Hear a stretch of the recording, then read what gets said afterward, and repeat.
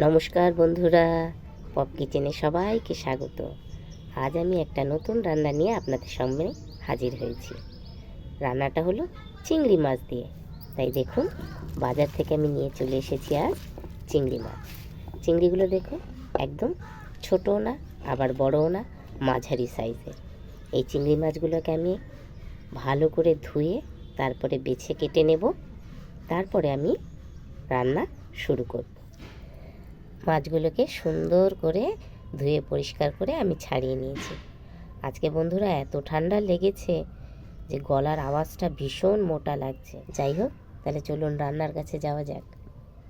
এবার তাহলে আমি কেটে বেছে রাখা মাছগুলোতে নুন আর হলুদ মাখিয়ে নেব।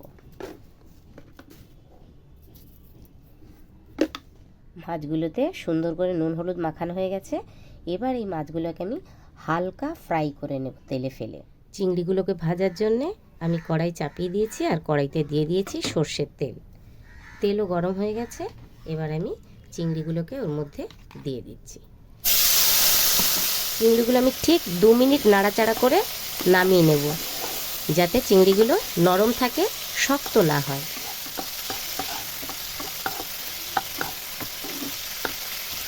মিনিট হয়ে গেছে আর চিংড়িটাও শ্যালো ফ্রাই হয়ে গেছে। এবার আমি এটাকে নামিয়ে নেব।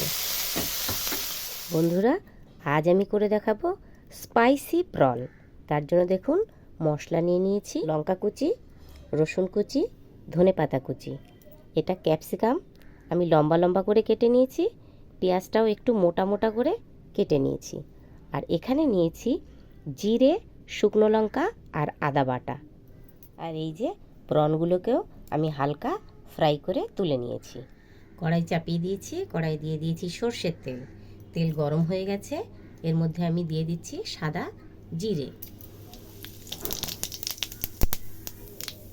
এবার দিচ্ছি অল্প পরিমাণে গরম মশলা।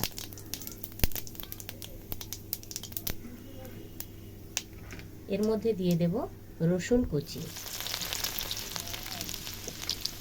রসুনটা হালকা ফ্রাই হয়ে গেছে। এবার আমি দিয়ে দিচ্ছি পেঁয়াজ। পেঁয়াজটা হালকা ফ্রাই হয়ে গেছে। এবার আমি এর মধ্যে দিয়ে দিচ্ছি বাটা মশলা। এবার দিয়ে দেব কাঁচা লঙ্কা কুচো।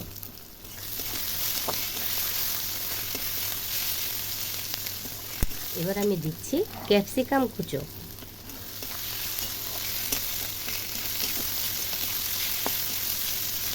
এবার দেব অল্প পরিমাণে হলুদ। এবার দেব অল্প লবণ।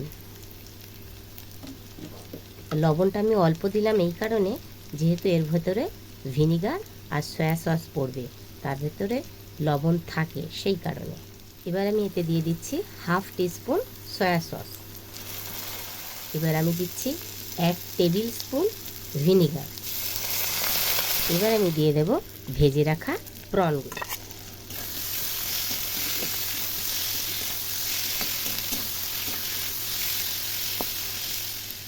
এবার আমি এর ভেতরে দিয়ে দেব কুচিয়ে রাখা ধনেপাতা।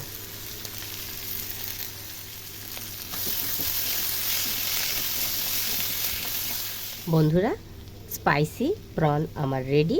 এবার আমি নামিয়ে নেব। বন্ধুরা, স্পাইসি প্রন রেসিপিটা আপনাদের কেমন লাগলো অবশ্যই কমেন্ট করে জানাবেন। আর এইভাবে রান্না করে আপনারা রুটি দিয়ে হোক, পরোটা দিয়ে হোক, ভাত দিয়ে হোক খেতে পারেন। আর রান্নাটা যদি আপনাদের ভালো লাগে তাহলে লাইক শেয়ার করতে ভুলবেন না। আর সাবস্ক্রাইব তো করবেনই করবেন। তাহলে আজকের মতন এই পর্যন্ত। টাটা।